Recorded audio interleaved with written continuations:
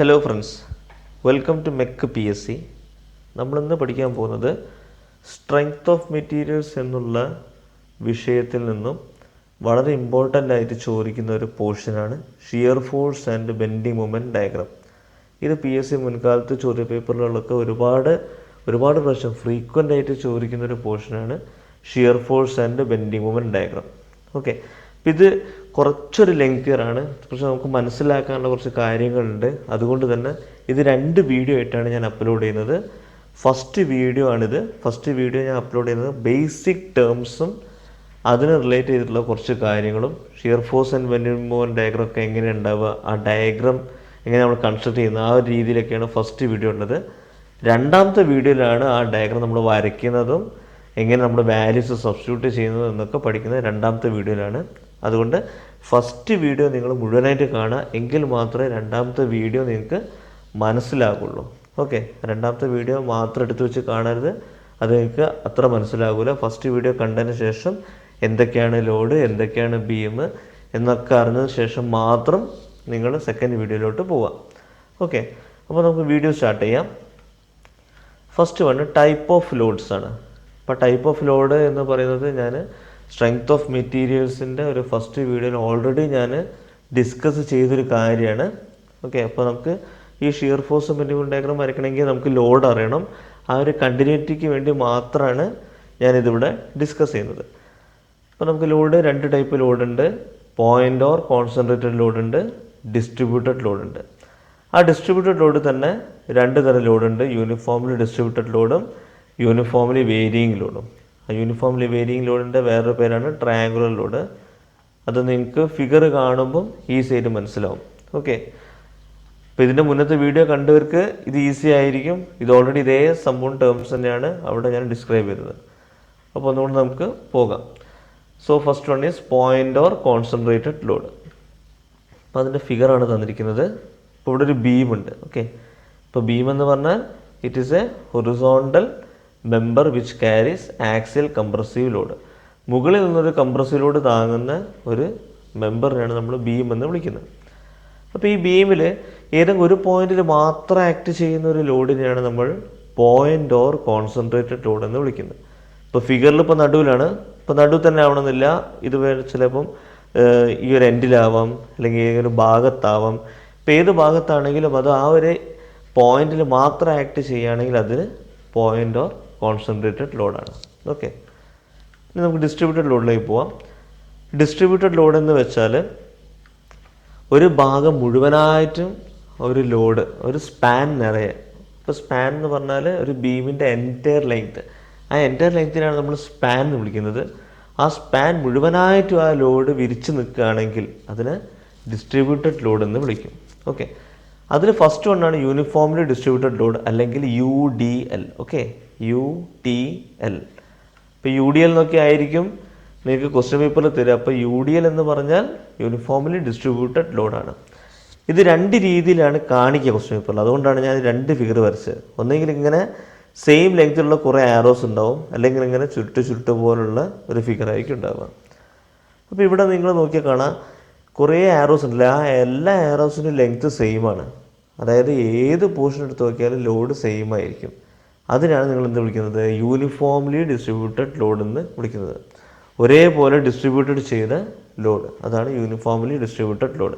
അത് 2 രീതിയിൽ കാണിക്കാം. ഒന്നെങ്കിൽ ഇങ്ങനെ കാണിക്കാം, അല്ലെങ്കിൽ ഇങ്ങനെ ചുരുട്ടിട്ട പോലെ കാണിക്കാം. ഓക്കെ, ഇവിടെ 3 kN/m 4 മീറ്റർ അതൊന്നും നിങ്ങൾ നോക്കണ്ട. ഓക്കെ, ജസ്റ്റ് ആ ഒരു ലോഡ് എങ്ങനെയാണെന്ന് കാണിക്കാൻ വേണ്ടിയിട്ടാണ് ഈ ഒരു ഫിഗർ എടുത്തത്. അടുത്തത് യൂണിഫോംലി വേരിയിങ് ലോഡ്. ഓക്കെ, അപ്പോൾ ഈ ഫിഗറിൽ നോക്കിയാൽ കാണാം ഒരു ട്രയാങ്കുലർ ഷേപ്പാണ്. അതുകൊണ്ടാണ് അതിനെ ട്രയാങ്കുലർ ലോഡ് എന്ന് വിളിക്കുന്നത്. അപ്പോൾ ഇവിടെ എങ്ങനെയാണ് വരുന്നത്? ഇവിടെ ഞാൻ റൈറ്റ് സൈഡിൽ നോക്കുമ്പോൾ വലിയൊരു ആരോ ഉള്ളത്, അതായത് കൂടുതൽ ലോഡ് അവിടെ ആക്ട് ചെയ്യുന്നുണ്ട്. പക്ഷേ ലെഫ്റ്റിലേക്ക് വരുമ്പോൾ ഏറ്റവും ലെഫ്റ്റിൽ ഇത്ര ചെറിയൊരു ആരോ ഉള്ളത്. അപ്പോൾ അവിടെ കുറഞ്ഞ ലോഡ് മാത്രമേ ആക്ട് ചെയ്യുന്നുള്ളൂ. അപ്പോൾ ഇവിടെ വേരി ചെയ്യുന്നുണ്ട് അല്ലേ ലോഡ്.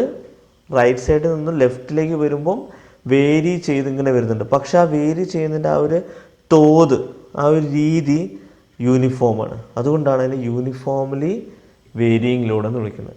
അപ്പോൾ ഇവിടെ നിന്ന് ഈ റൈറ്റ് സൈഡിൽ നിന്ന് ഫസ്റ്റ് ആറോ നിന്ന് സെക്കൻഡ് ആറോ നിന്ന് എത്ര കുറഞ്ഞോ അത്രയും തന്നെയാണ് തേർഡ് ആറോയിലേക്ക് സെക്കൻഡ് ആറോ നിന്ന് കുറയുന്നത്. Like that. അപ്പോൾ അത് യൂണിഫോമായിട്ടാണ് വേരി ചെയ്ത് പോകുന്നത്. അതാണ് യൂണിഫോംലി വേരിയിങ് ലോഡ് അല്ലെങ്കിൽ ട്രയാങ്കുലർ ലോഡ്. ഓക്കെ, അടുത്തത് ടൈപ്പ് ഓഫ് ബീംസ് ആണ്. ഏതൊക്കെ തരം ബീം? ഇപ്പോൾ ബീം ഞാൻ ഓൾറെഡി ഡിസ്കസ് ചെയ്തു എന്താണെന്നുള്ളത്. പോയിന്റ് ഓർ കോൺസ്റ്റന്റ് ലോഡിലും ഡിസ്ട്രിബ്യൂട്ടഡ് ലോഡിലൊക്കെ പറഞ്ഞു. എന്താണ് beam? Beam is A horizontal member which carries axial compressive load. Okay, അത് ഏതൊക്കെ ടൈപ്പ് ബീം ഉണ്ട് അതാണ് ഇനി പറയാൻ പോകുന്നത്. First one cantilever beam. Okay, cantilever beam. ഇപ്പോൾ കാൻഡിലിവർ ബീം എന്ന് പറഞ്ഞാൽ ബീമിൻ്റെ ഒരു ഭാഗം ഫിക്സഡ് ആയിരിക്കും, അടുത്ത ഭാഗം ഫ്രീ ആയിരിക്കും. ഓക്കെ, ഒരു ഭാഗം ഫിക്സഡും മറ്റേ അറ്റം ഫ്രീ ആയിരിക്കും. അതിനാണ് നമ്മൾ കാൻഡിലിവർ ബീം എന്ന് വിളിക്കുന്നത്. രണ്ടാമത്തത് simply supported beam. Simply supported beam എന്ന് പറഞ്ഞാൽ ഫിക്സഡ് ആയിരിക്കില്ല, പക്ഷെ രണ്ട് ഭാഗവും ജസ്റ്റ് സപ്പോർട്ട് മാത്രം ചെയ്ത് വെച്ചിട്ടുണ്ടാവും. അതാണ് സിംപ്ലി സപ്പോർട്ടഡ് ബീം എന്ന് വിളിക്കുന്നത്. മൂന്നാമത്തത് ഓവർ ഹാങ്ങിങ് ബീം. ഇപ്പോൾ ഓവർ ഹാങ്ങിങ് ബീം എന്ന് പറഞ്ഞാൽ it is A type of simply supported beam.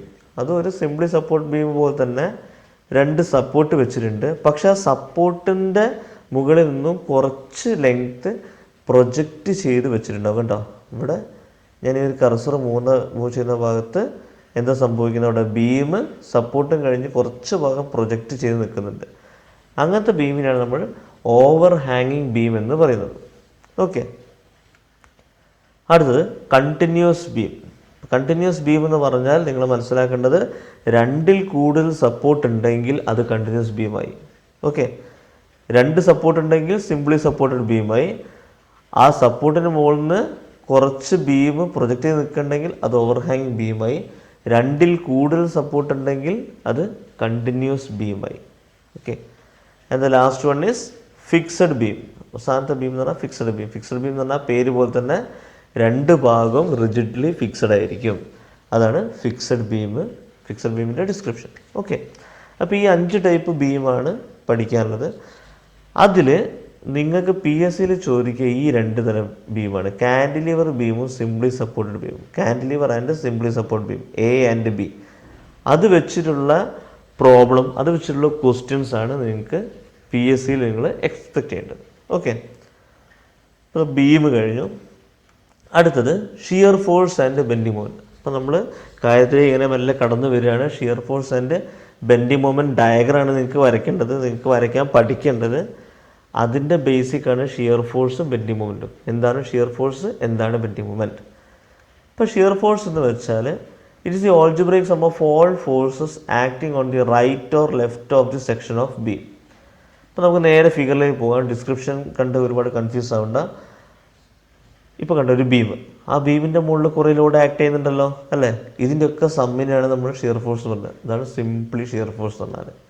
ഇപ്പോൾ ഷിയർ ഫോഴ്സ് പറഞ്ഞാൽ എന്താണ്? ഒരു ബീമിൻ്റെ മുകളിൽ ആക്ട് ചെയ്യുന്ന എല്ലാ ഫോഴ്സിൻ്റെയും സമ്മ്. അതാണ് ഇവിടെ ഡിസ്ക്രിപ്ഷനിൽ പറഞ്ഞത്. It is the algebraic sum of all forces acting on the right or left of the section.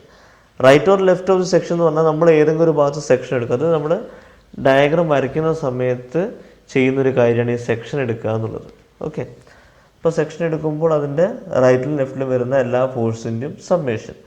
ഇപ്പോൾ ഈ ഒരു ഫിഗറിൽ ഞാൻ 5 പോയിന്റ് ലോഡും കാണിച്ചിട്ടുണ്ട്. P1, P2, P3, P4, P5 ഇതൊക്കെ 5 point ലോഡാണ്.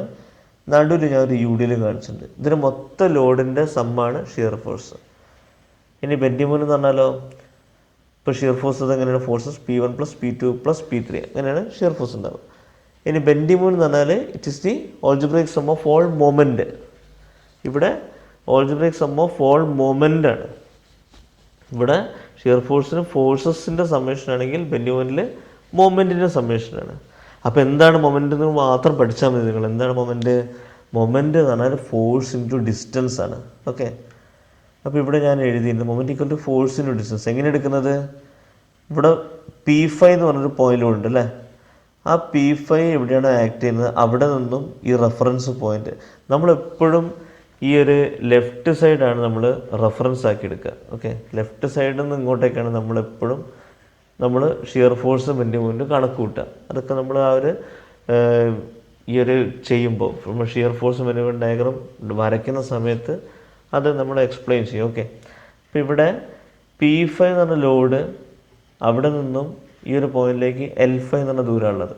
So P5 into L5 ആണ് ഇവിടുത്തെ moment. Okay, similarly P4 into L4, P3 into L3, P2 into L2, P1 into L1, അങ്ങനെ പോകും. അപ്പോൾ മൊമെൻറ്റ് എന്ന് പറഞ്ഞാൽ ഫോഴ്സ് ഇൻറ്റു ഡിസ്റ്റൻസ്, അതാണ് നിങ്ങൾ അറിയേണ്ടത്. അപ്പോൾ അതാണ് നിങ്ങൾക്ക് ഫിഗർ വരയ്ക്കുന്ന സമയത്ത് മനസ്സിലാക്കേണ്ടത്. ഓക്കെ, ഇനി അടുത്തത് സൈൻ കൺവെൻഷൻ. ഇത് വളരെ ഇമ്പോർട്ടൻ്റ് ആണ്. സൈൻ കൺവെൻഷൻ എന്ന് പറഞ്ഞു കഴിഞ്ഞാൽ നമ്മൾ എടുക്കുന്ന ഷിയർ ഫോഴ്സോ ബെൻഡിങ് മൊമെൻറ്റോ പോസിറ്റീവാണോ നെഗറ്റീവാണോ എന്നുള്ളത് നമ്മൾക്ക് മനസ്സിലാക്കണം. അതനുസരിച്ചിട്ടാണ് ഫിഗറിൻ്റെ ഷേപ്പ് മാറുക. ഫിഗർ ഒന്നെങ്കിൽ മുകളിലോട്ടേക്ക് പോകും അല്ലെങ്കിൽ താഴോട്ടേക്ക് വരും. അത് പോസിറ്റീവ് നെഗറ്റീവ് അനുസരിച്ചിട്ടാണ് മാറുക. അപ്പോൾ അതെങ്ങനെയാണ് നോക്കുക. അപ്പോൾ നമുക്ക് സാധാരണ സൈൻ കൺവെൻഷനെ പറ്റിയിട്ട് പഠിക്കുകയാണെങ്കിൽ sign convention of shear force and bending moment ഡയഗ്രത്തിനെ പറ്റി പഠിക്കുമ്പോൾ നിങ്ങൾ സ്ഥിരമായിട്ട് കാണുന്നൊരു ഫിഗറാണിത്. ഓക്കെ, ഒരു 3-4 ഫിഗർ ഉണ്ട്. അപ്പോൾ ഇവിടെ positive shear, negative shear, positive bending, negative bending എന്നൊക്കെ ഉണ്ട്. ഓക്കെ, അപ്പോൾ ഇവിടെ നിന്നാൽ ഉദ്ദേശിക്കുന്നത് ഒരു ബീമിൻ്റെ ഒരു വശത്ത് ഫോഴ്സ് മുകളിൽ നിന്ന് കൊടുക്കുകയാണെങ്കിൽ അവിടെ ഷിയർ ഫോഴ്സ് പോസിറ്റീവാണോ നെഗറ്റീവാണോ എന്നാണ് ഉദ്ദേശിക്കുന്നത്. അപ്പോൾ ഇവിടെ നമുക്ക് നോക്കാം. ഈ 2 കാര്യങ്ങൾ ഞാൻ പറഞ്ഞുതരാം. അപ്പോൾ ഇവിടെ ഈ ഒരു ഫിഗർ എടുക്കുകയാണെങ്കിൽ ഈ ഒരു ഫിഗറിൽ ഈ ബീം, ഇതൊരു ബീമാണ് അല്ലേ. ഈ ബീമിൻ്റെ വലത് ഭാഗത്ത് നമ്മൾ നോക്കണം. ഇതിപ്പോൾ വലത് ഭാഗമാണ്. അപ്പോൾ ഈ ബീമിൻ്റെ വലത് ഭാഗമാണ് ഇപ്പോൾ ഇത്. വലത് ഭാഗത്ത് മുകളിൽ നിന്നും താഴേക്കാണ് ഫോഴ്സ് വരുന്നത്. മുകളിൽ നിന്നും താഴേക്ക് ഫോഴ്സ് വരികയാണെങ്കിൽ അത് പോസിറ്റീവ് ഷിയറാണ്. അതുപോലെ ബീമിൻ്റെ റൈറ്റ് സൈഡിൽ താഴെ നിന്നും മുകളിലേക്കാണ് ഫോഴ്സ് പോകുന്നതെങ്കിൽ അത് നെഗറ്റീവ് ഷിയറാണ്. ഓക്കെ, ഇനി ബെൻഡിങ് മൊമെൻ്റ് കേസ് പറയുകയാണെങ്കിൽ മുകളിൽ നിന്നും താഴേക്ക് ഫോഴ്സ് വരികയാണ്. ഇതേപോലെ ഫോഴ്സ് വരികയാണെങ്കിൽ അത് നെഗറ്റീവ് ബെൻഡിങ്ങാണ്. ഇത് നെഗറ്റീവാണ്. കണ്ടോ, ഇവിടെ നിന്നും ഫോഴ്സ് വരുമ്പോഴാണ് ഈ ഒരു ബീം ഇങ്ങനെ വളയുക. ഓക്കെ, അപ്പം അതുപോലെ തിരിച്ചാണെങ്കിൽ പോസിറ്റീവ് ബെൻഡിങ്. അപ്പോൾ അതായത് ഇവിടെ കൊടുക്കുന്ന ലോഡ് പോലെയാണ് എങ്കിൽ ഇവിടെ പോസിറ്റീവ് ബെൻഡിങ് ആണ്. അപ്പോൾ നിങ്ങൾ മനസ്സിലാക്കേണ്ടത് ഷിയർ ഫോഴ്സ് പോസിറ്റീവ് ആണെങ്കിൽ ബെൻഡിങ് മൊമെൻറ്റ് നെഗറ്റീവ് ആയിരിക്കും. ഷിയർ ഫോഴ്സ് നെഗറ്റീവ് ആണെങ്കിൽ ബെൻഡിങ് മൊമെൻറ്റ് പോസിറ്റീവ് ആയിരിക്കും. ഇത് സിമ്പിളായിട്ട് മനസ്സിലാക്കാൻ ഒരു ട്രിക്ക് ഉണ്ട്. ഒരു ഫിഗർ ഉണ്ട്. ആ ഫിഗർ മാത്രം നിങ്ങൾ മനസ്സിൽ വെച്ചാൽ മതി. ഇതാണ് നിങ്ങൾ മനസ്സിലാക്കേണ്ടത്. ഷിയർ ഫോഴ്സ് പോസിറ്റീവ് ആണോ ബെൻഡിങ് മൊമെൻറ്റ് നെഗറ്റീവാണ്. ഓക്കെ, അത് നിങ്ങൾ മനസ്സിൽ വെക്കുക. അതായത് ഷിയർ ഫോഴ്സിന് ഒരു സൈൻ ആണെങ്കിൽ അതിൻ്റെ ഓപ്പോസിറ്റ് സൈൻ ആയിരിക്കും ബെൻഡിങ് മൊമെൻറ്റ് ഉണ്ടാവുക. ഇനി നിങ്ങൾ മനസ്സിൽ വെക്കേണ്ട ഒരു ഫിഗർ ഇതാണ്. ഇത് മാത്രം മനസ്സിൽ വെച്ചാൽ മതി. ഇവിടെ ഒന്നും നിങ്ങൾ മനസ്സിൽ വെക്കണ്ട. ഇത് പക്ക തിയറിയാണ് ഇതിൻ്റെ. ഓക്കെ, ഇവിടെ ഒരു ബീമിൻ്റെ റൈറ്റ് സൈഡിൽ മുകളിൽ നിന്നും താഴേക്ക് ഒരു ഫോഴ്സാണ് കാണിക്കുന്നത്. ഇവിടെ മുകളിൽ നിന്നും താഴേക്ക് ഫോഴ്സ് വരുമ്പോൾ അവിടെ ഷിയർ ഫോഴ്സ് പോസിറ്റീവ് ആയിരിക്കും. ഓക്കെ, അതന്നെ ഈ ഒരു ഫിഗർ തന്നെയാണ് ഞാൻ ഇവിടെ കാണിച്ചത്. ഓക്കെ, ഈ ഫിഗർ തന്നെയാണ് ഇവിടെ ഞാൻ കാണിച്ചത്. അപ്പോൾ റൈറ്റ് സൈഡിൽ നിന്ന് മുകളിൽ നിന്നും താഴേക്ക് ഫോഴ്സ് വരികയാണെങ്കിൽ അത് ഷിയർ ഫോഴ്സ് പോസിറ്റീവ് ആയിരിക്കും. അങ്ങനെയാണെങ്കിൽ ആ ഭാഗത്ത് ബെൻഡിങ് മൊമെൻറ്റ് നെഗറ്റീവ് ആയിരിക്കും. എന്താ മനസ്സിലാക്കുന്നത്? മുകളിൽ നിന്നും താഴേക്ക് ഫോഴ്സ് വരികയാണെങ്കിൽ ബെൻഡിങ് മൊമെൻറ്റ് നെഗറ്റീവ് ആയിരിക്കും. ഇനി തിരിച്ചു നോക്കിയേ, ഈ റൈറ്റ് സൈഡിൽ തന്നെ താഴെ നിന്നും ഫോഴ്സ് വരികയാണെങ്കിൽ എന്താവും? ഷിയർ ഫോഴ്സ് നെഗറ്റീവ് ആവും, ബെൻഡിങ് മൊമെൻറ്റ് പോസിറ്റീവ് ആവും. അപ്പോൾ ഒന്ന് മാത്രം പഠിച്ചാൽ മതി. എന്താ പഠിക്കേണ്ടത്? റൈറ്റ് സൈഡിൽ മുകളിൽ നിന്നും താഴേക്ക് ലോഡ് വരികയാണെങ്കിൽ ഷിയർ ഫോഴ്സ് പോസിറ്റീവ് ആയിരിക്കും. ബാക്കിയെല്ലാം അതിനനുസരിച്ചിട്ട് മാറ്റി മാറ്റി എടുത്താൽ മതി. ഓക്കെ, അപ്പോൾ സൈൻ കൺവെൻഷൻ വളരെ ഇമ്പോർട്ടൻ്റ് ആണ്. ഇതനുസരിച്ച് ഇതിൻ്റെ ഫിഗറിൻ്റെ പൊസിഷൻ കാര്യങ്ങളൊക്കെ മാറും. ഓക്കെ, അപ്പോൾ ഇത് വളരെ ഇമ്പോർട്ടൻ്റ് ആണ്. ഒന്നുകൂടെ പറയാം. ഇവിടെ റൈറ്റ് സൈഡിൽ മുകളിൽ നിന്നും താഴേക്കാണ് ഫോഴ്സ് വരുന്നതെങ്കിൽ ഷിയർ ഫോഴ്സ് പോസിറ്റീവ് ആയിരിക്കും. Okay, now shear force and bending moment diagram. ഇതൊന്ന് ഡയഗ്രാം എങ്ങനെയാണെന്നുള്ളത് പരിചയപ്പെടുത്താൻ വേണ്ടിയിട്ടാണ് ഞാൻ ഈ ഒരു ടേം ഇവിടെ എത്തിച്ചത്. സോ നമുക്ക് ഒരു shear force and bending moment diagram വരയ്ക്കുമ്പോൾ നമുക്ക് 3 ഡയഗ്രാമാണ് നമ്മൾ വരയ്ക്കുക. ഒരു ബീമിൻ്റെ മുകളിൽ എങ്ങനെയൊക്കെ ലോഡ് വരുന്നു അതിനാണ് നമ്മൾ ലോഡിംഗ് ഡയഗ്രാം എന്ന് പറയുന്നത്. ഒരു ബീമിൻ്റെ മുകളിൽ എങ്ങനെ ലോഡ് വരുന്നു അതാണ് ലോഡിംഗ് ഡയഗ്രാം. ഈ ലോഡിംഗ് ഡയഗ്രാം വെച്ചിട്ട് നമ്മൾ എന്ത് കാണും? ഷിയർ ഫോഴ്സിൻ്റെ വാല്യൂസ് കാണും ഓരോ പോയിന്റിൽ. ഇപ്പോൾ ഇവിടെ ഒരു ഷിയർ ഫോഴ്സിൻ്റെ വാല്യൂ കാണും, ഇവിടെ ഒരു ഷിയർ ഫോഴ്സിൻ്റെ വാല്യൂ കാണും, ഈ പോയിന്റിൽ ഷിയർ ഫോഴ്സിൻ്റെ വാല്യൂ കാണും, ഈ പോയിന്റിൽ ഷിയർ ഫോഴ്സിൻ്റെ വാല്യൂ കാണും.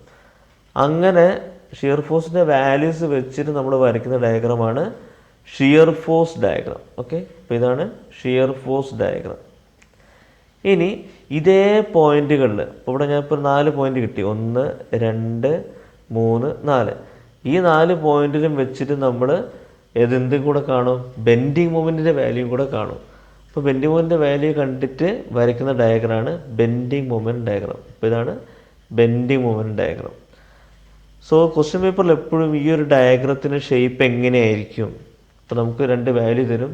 വാല്യൂ തന്നിട്ട് പറയും ഷിയർ ഫോഴ്സ് ഡയഗ്രത്തിൻ്റെ ഷേപ്പ് എങ്ങനെയായിരിക്കും, മുകളിലേക്കായിരിക്കും പോവുക, താഴേക്കാണോ വരിക, ബെൻഡിങ് മൊമെൻറ്റ് ഡയഗ്രാം മുകളിലേക്കാണോ താഴേക്കാണോ എന്നൊക്കെയാണ് വരിക. അപ്പോൾ നമ്മൾ സൈൻ കൺവെൻഷൻ മനസ്സിലാക്കിയിട്ട് വേണം ആ ഒരു പ്രോബ്ലത്തിന് ഉത്തരം ചെയ്യാൻ.